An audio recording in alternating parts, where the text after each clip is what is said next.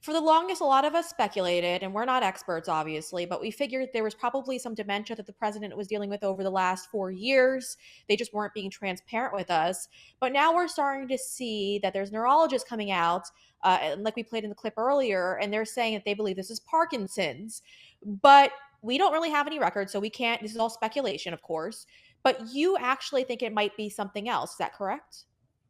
Yeah, as an internal medicine physician and a cardiologist, I see patients his age in my clinical practice. Now, I can't make a diagnosis without examining him, but I can tell just by watching the footage that he is displaying features of both Parkinson's disease and Alzheimer's disease, both of them.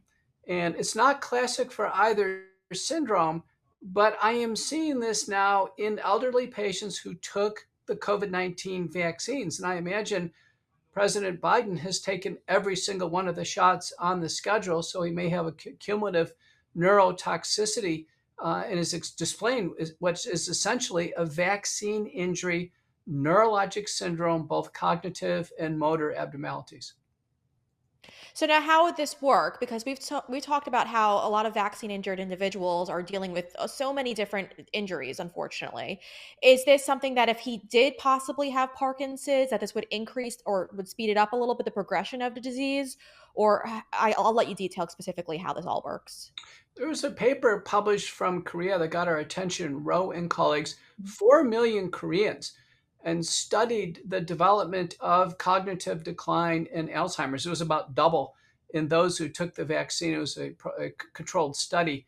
And, I can tell you the evolution of the symptoms was within a matter of months after the shot. So it does occur. When it does happen, it occurs fairly rapidly. If you look at film of Biden from 2019 to now, it is striking. But clearly, even a couple years ago, there was obvious cognitive decline.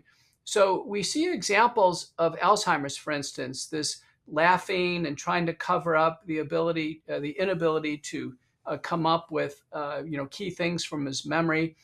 We clearly see speech abnormalities, mumbling, and having the sentences go incoherent. But then there's motor abnormalities. We see his gait becoming more shuffling, taking smaller steps, looking like he's going to fall forward. That's characteristic of Parkinson's.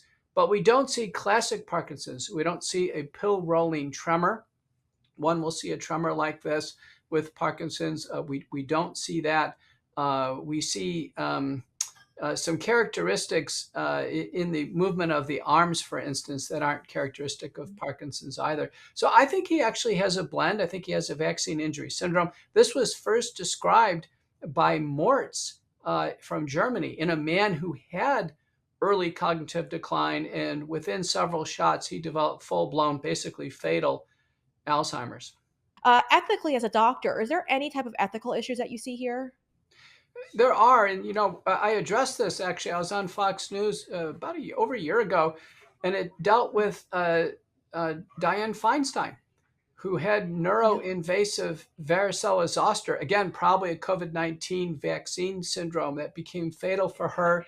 And then these freezing episodes with Mitch McConnell, who looked like also he probably had a vaccine injury neurologic syndrome and partial seizures. So, in all of these cases, the individual patient has a lack of insight. They can't see themselves slipping. People who have had elderly parents know what I'm talking about. The lack of insight is a critical feature to this. And sadly, we're not seeing the insight from Jill Biden. Normally, the spouse or the children see this in the parent and they step in.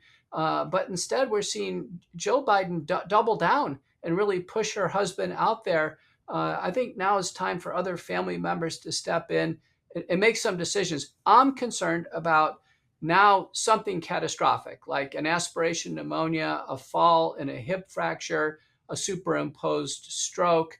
I'm greatly worried now that there'll be some medical event that will change the calculus of the leadership of the United States, and let alone the election this fall. In my clinical practice, when patients get to the stage of where President Biden is right now, there's almost something else that's going to happen as a health event in the next several months.